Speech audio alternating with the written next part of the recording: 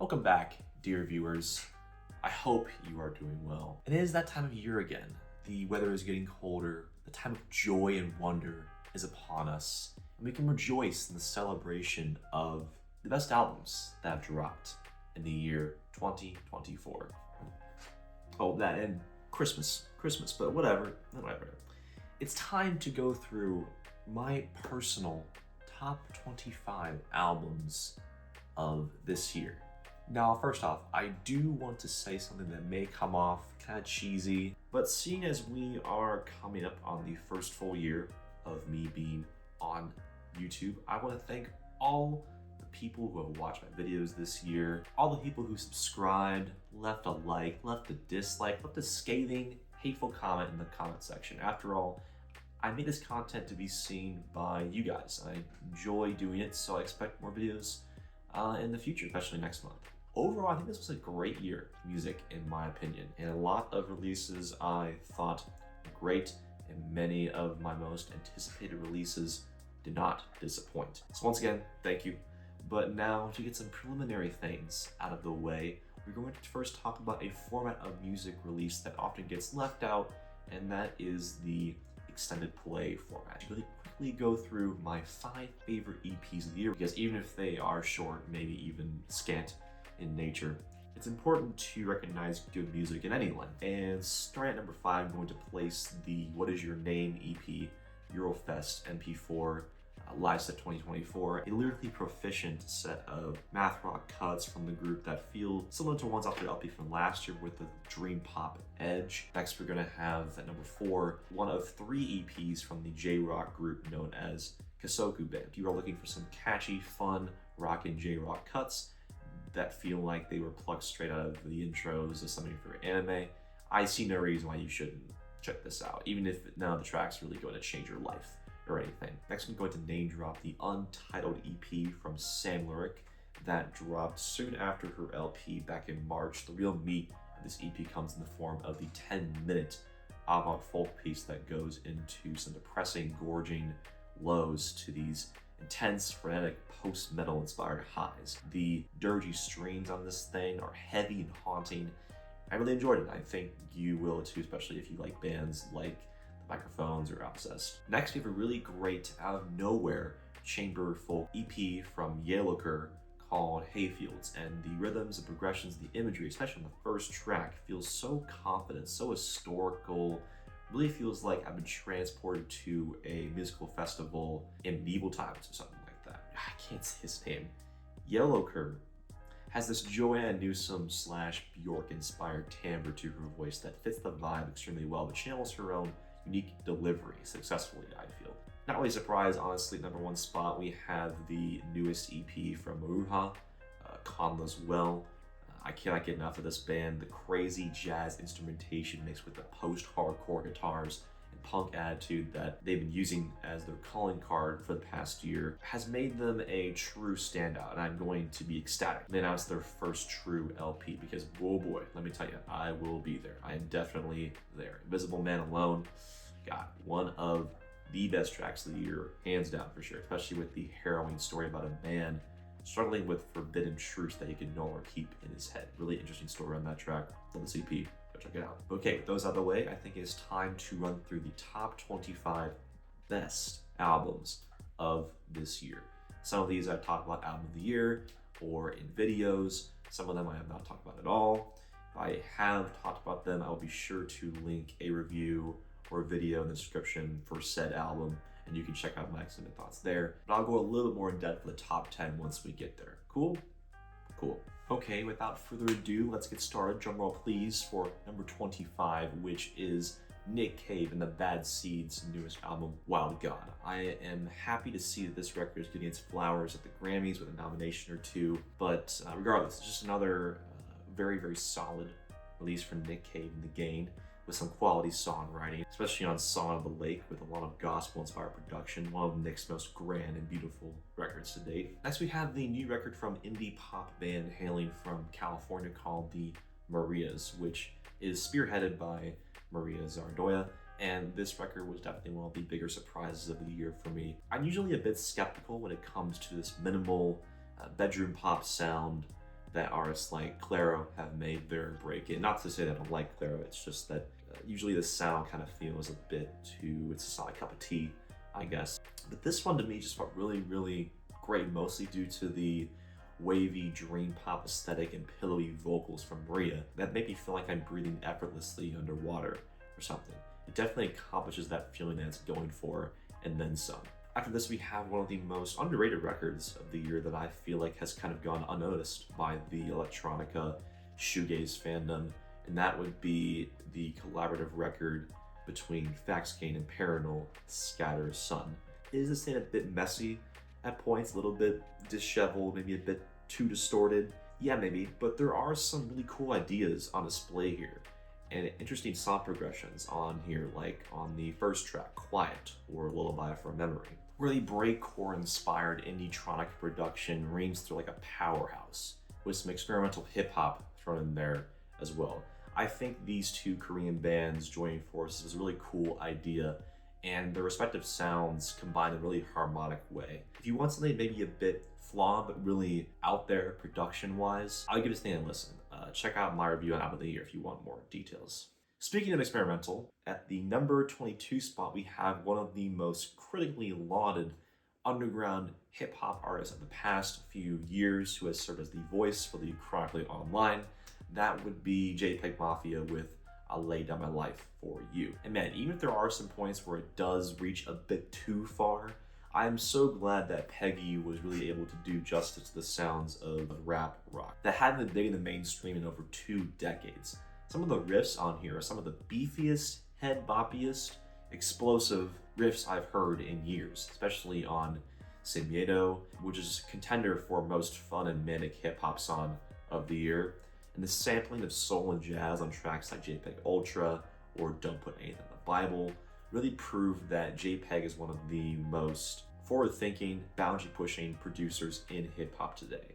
Really feels like one of the best true blue rapper producers, especially when it comes to the underground. And I have immense respect for his vision, especially on this record. Next up, we have a release from the ever so consistent artist Sadness, just a series of wailing shoegaze operas that go over really smoothly over the course of 5 movements that round at around an hour.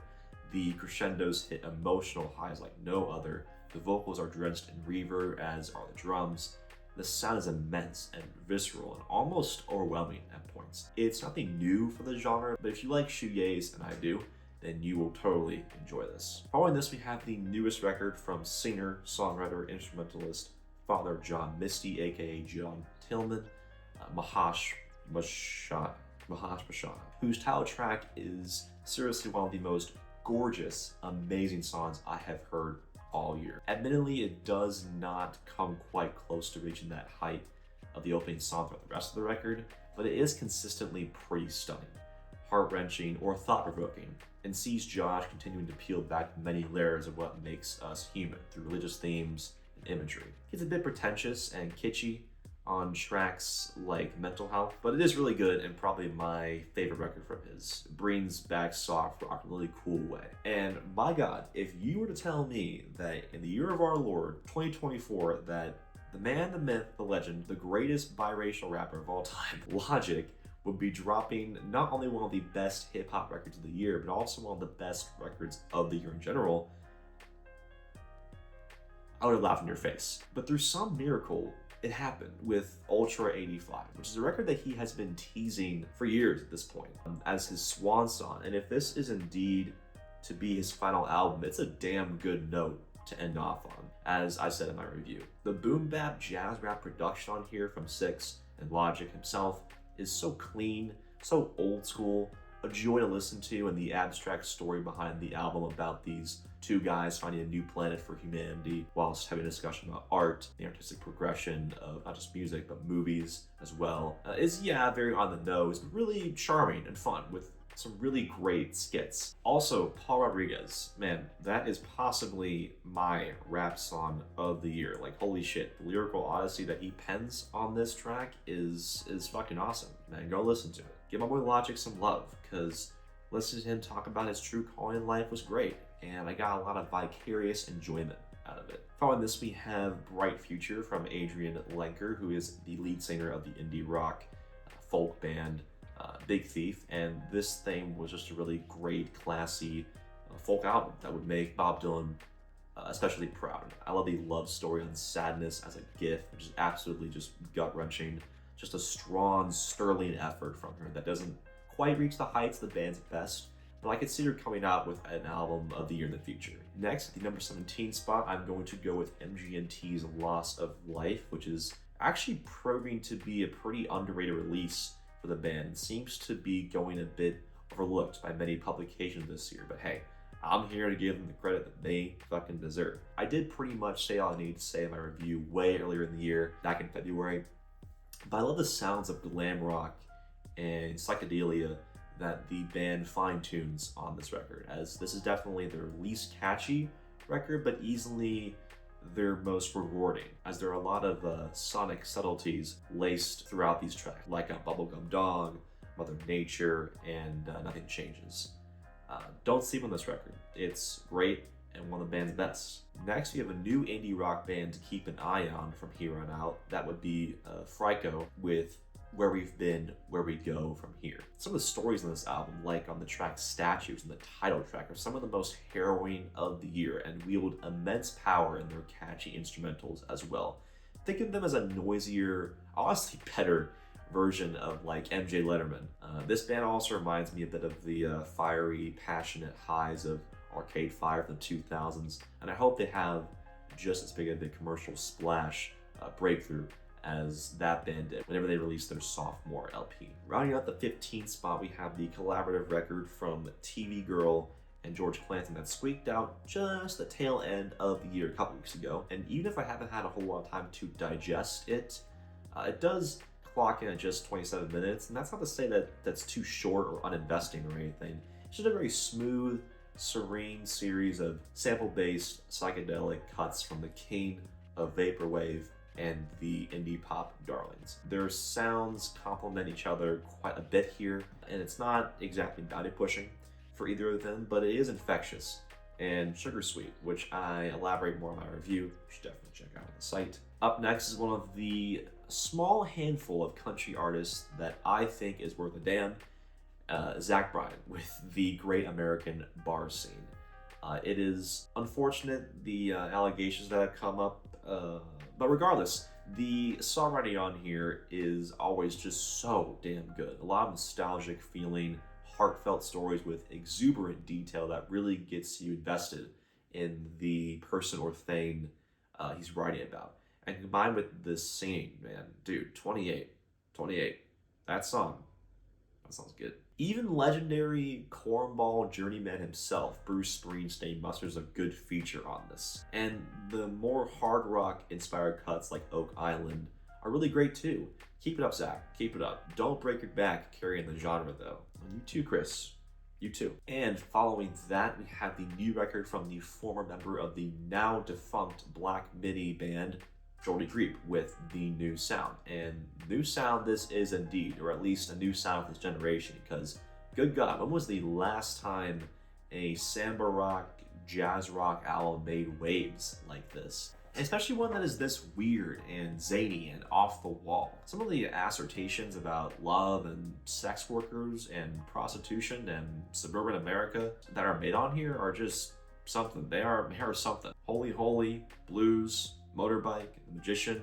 The bangers on here have some awesome Latin-inspired production, some of the best vocal performances of the year. If this is where Geordie's solo career begins, I am very, very interested to see where he goes next, because Black Midi really wasn't my cup of tea, but this shit, oh yeah, this is like caffeine to me. At the number 12 spot, we have the new record from Korean indie artist Meaningful Stone.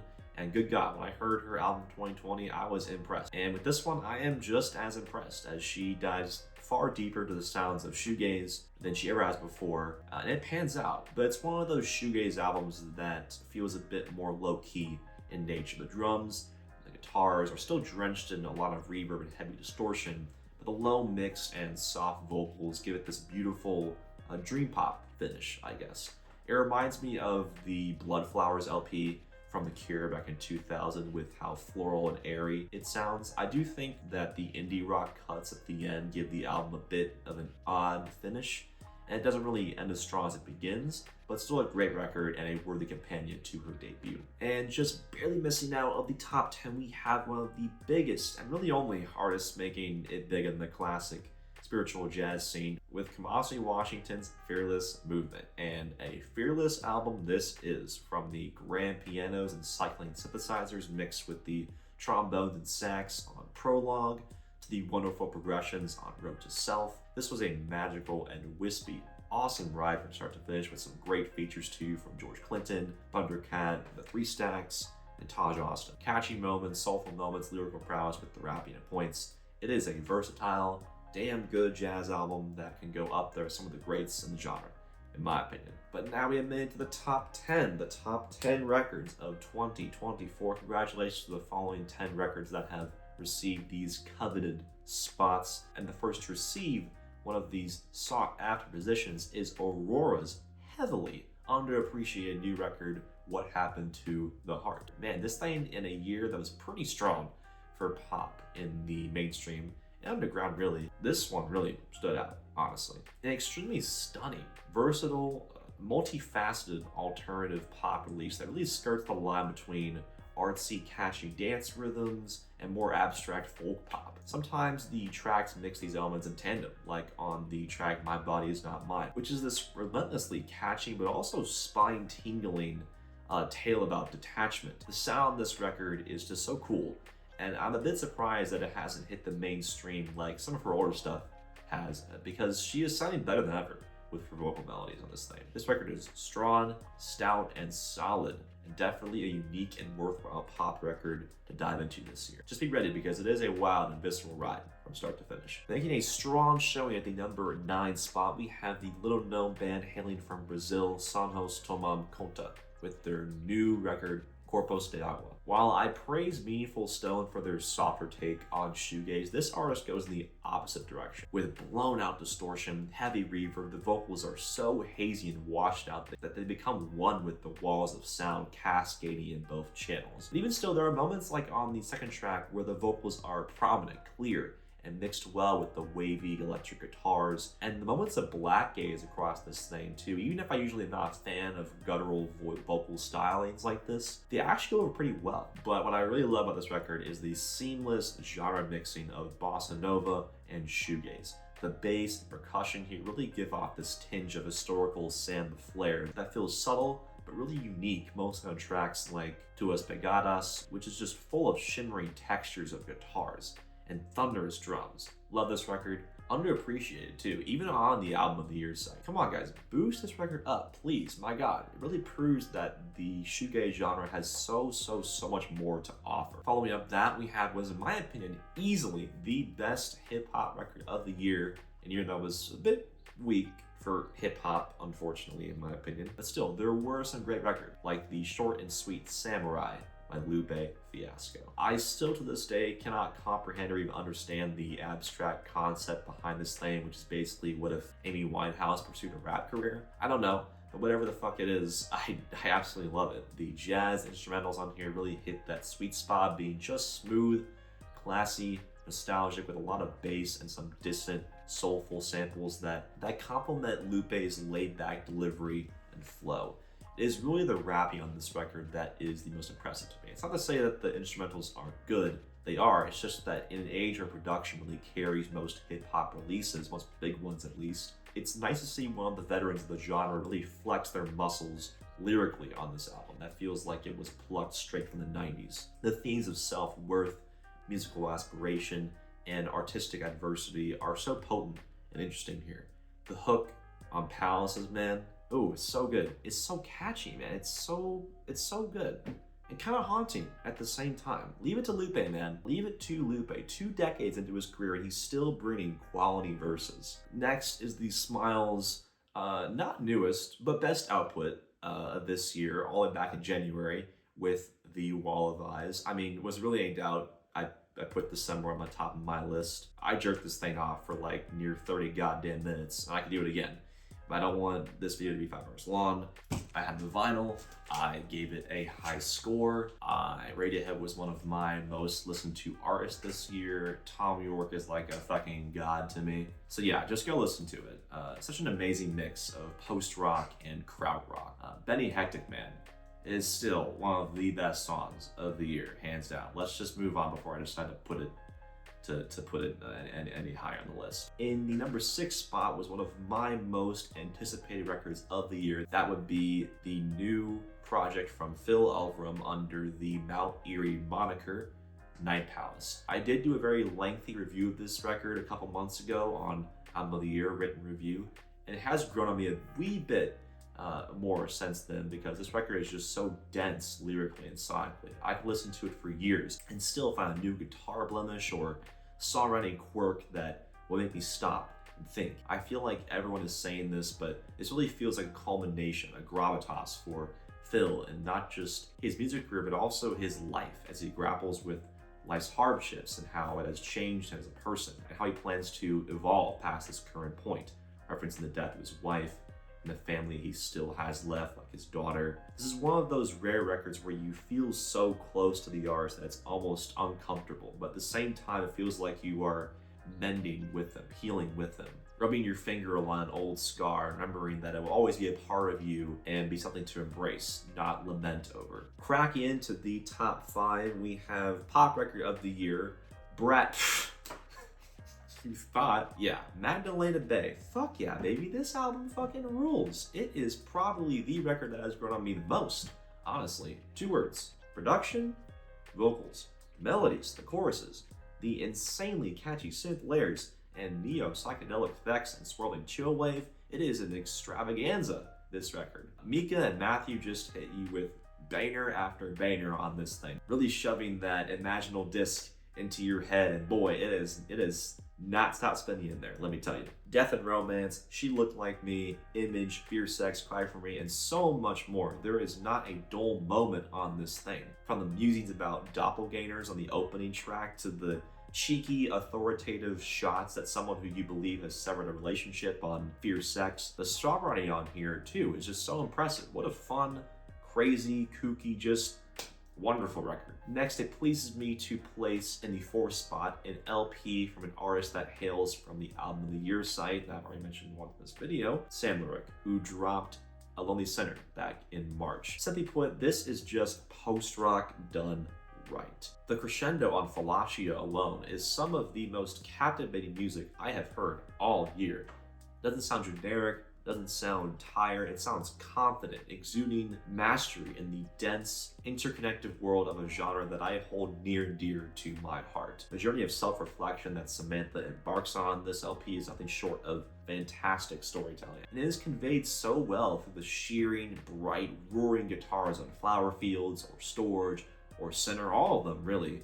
Even the opening instrumental Lamb theme feels like being shackled to a rock hurling down a mysterious tunnel of blinding white light.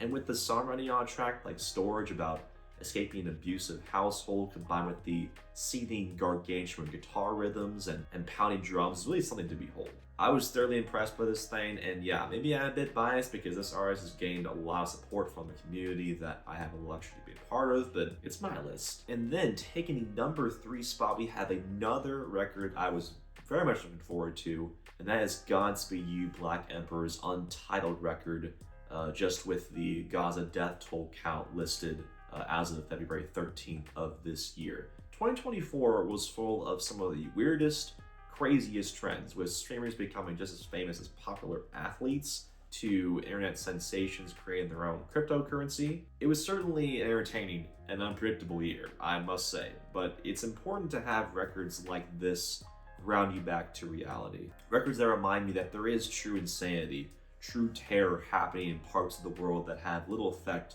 on my way of life. I think I said pretty much all I could say in my review. This thing is a hulking, massive showcase of what Godspeed is still able to do with the instrumental post-rock subgenre that has been highly influential to plenty of other rock bands. I think the band does an excellent job of bringing war, bringing the harsh realities of such a bloody conflict in front of you, and letting it sink in. The long progressive rock crescendos, the weepy strings, the rattling drums and horns on various cuts, and the field recordings laced throughout culminates in one of the best albums of 2024, in my opinion. Following up that, we have one of the biggest surprises, an album that I never thought would see the light of day, although I am glad it did, and that is The Cure's newest record in 17 years, Songs of a Lost World. One of the best comeback albums ever made, to my ears. The band doesn't sound like they've lost a step. Doesn't sound like an old dinosaur trying to save the rock genre in the mainstream. They do what they do best. Robert Smith sounds too good for his age. Like, it's crazy to me that a man in his late 60s can sound this good, some of the most dense, intricate, gorgeous alternative rock production I have heard in years. There are tinges of goth rock elements, dream pop, shoegaze, and noise, and it's simply amazing. I am so glad that other people agree, because I believe this album charted pretty high on billboards. Maybe rock hasn't quite died in the eyes of the general populace. Check out my review if you want more details. I just think there's not much I can add to the conversation at this point. This record just makes me so happy. So happy. Listening to this album more and more, I'm just still awed by how otherworldly it sounds and how well it stacks up to the band's material from the 80s and the 90s. And finally, we have made it. The top of the list, the Golden Goose, the winner, the best album of 2024, Paranol's Sky 100. This album, man, from the moment I heard it, I knew that this would be a tough record to beat for the year. And why? Well, the sound sonically and vocally just astounds consistently. Paranol takes their indie shoegaze sound, adds a healthy layer of noise, incorporates more poppy, catchier melodies to create an amazing tapestry, an outpouring of musical beauty and emotion. Even if I can't understand a single lyric on this thing, the couple of interludes and the sheer volume, the sincerity to the singing on this thing is so potent and aggressive that I can't help but be enraptured in it. The way that the distorted guitar licks and blown the fuck out drums and magical Disney-esque nostalgia-infused piano chords mixed together in this thing creates some of the most unforgettable melodies that rival most pop records from this year. The brittle nature of this thing may be too bricked out, too much for some, but that's just why I love it. The album tends to convey so much through its instrumentals, and the power of them is really something to behold. A Lot Can Happen alone could get the accolade of Song of the Year, especially with the insane final movement it undertakes with the infectious hand claps. And the 14-minute track Evoke Me just feels like a frenetic, magical roller coaster ride with flashing colors blinking around you like you're whizzing past a city light show at 100 miles an hour. Wonderful record, truly a wonderful experience, and already impressive catalog from the South Korean prodigy, and one that I think will be difficult to top in the future. But I am so excited to watch where they go, and I hope you are too, because that is the end of the list. Thanks for watching. What did you think of my picks? Were you heartbroken, impressed, vindicated, pissed? What was your favorite record of the year? And are you looking forward to what next year has to offer? Maybe even next month, because January is looking pretty fucking stacked for musical releases. So expect some big video drops soon, very soon. But for now, I will see y'all later. Merry Christmas, Happy New Year, Happy Hanukkah, Happy Kwanzaa, whatever you celebrate. Have a good one. Peace out.